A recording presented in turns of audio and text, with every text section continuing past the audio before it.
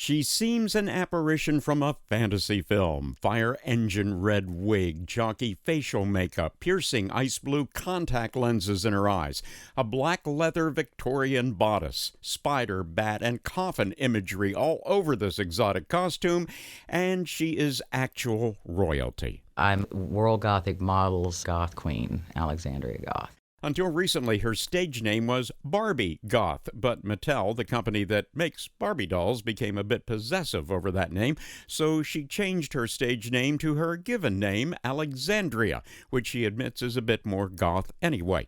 Besides the spectacular getup, Alexandria's deep, husky voice is also attention-grabbing. She attributes that to the same incident that put her on the goth path many years ago. And I did get beaten very badly. I got beaten terribly. I was kicked in the throat. It damaged my vocal cords forever, killed me, basically. I mean, actually did. And I was thrown into a dumpster, and some people pulled me out and got me in the hospital, and I had to learn to speak again. And I learned after that, and I was very young. I was like 13, 14 years old. I was just a kid. When I got out of it, I decided nobody was going to shut me up ever again. She also learned that adopting a weird, morbid persona was an effective shield against subsequent bullying. That when I went to the cemetery, they would be afraid. Because it was back in the 80s, people were more religious back then and more frightened and more superstitious. The exotic costumes and makeup followed. Alexandria typically stayed in character as much as possible, which she admits could make day-to-day life a bit complicated. As I got older and I raised my kids, the towns got used to me when I would move in.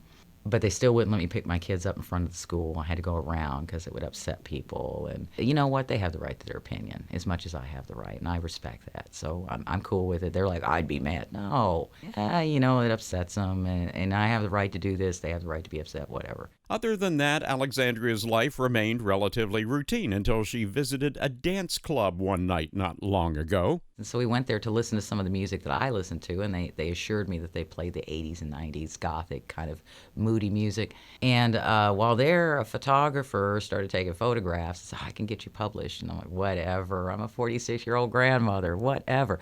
Oh, but you're just amazing, And so I got published. The international buzz was quick in coming. The goth ethos, it seems, is a much bigger deal in Europe than in America. Alexandria became involved with the World Gothic Models organization and last year entered its Goth Queen competition, one of 35 vying for the title. Picked up hometown accolades, including a congratulatory resolution from the Tallahassee City Commission. Now it's a whirlwind of personal appearances, a chore made all the more challenging as her earlier injuries preclude air travel. Alexandria's legion of fans, overwhelmingly female, are attracted to her surprisingly sunny disposition and message of personal empowerment and self-actualization. I went out there and I thought, okay, well, my background is in diagnostic psychology. There's a lot of rampant mental illness and personality disorder, and there's a lot of social insecurities because of all the social media. People have learned to not interact the way they should. And so I decided to start helping them to rebuild their lives if they can that way, and also to start helping them to accept the difference. I can take my makeup off, but some people can't, and they're always going to be different. So we need to stop looking at the differences between us and start focusing on what makes us the same. All hail the Queen, Tallahassee's own Alexandria Goth. For WFSU News, I'm Tom Flanigan.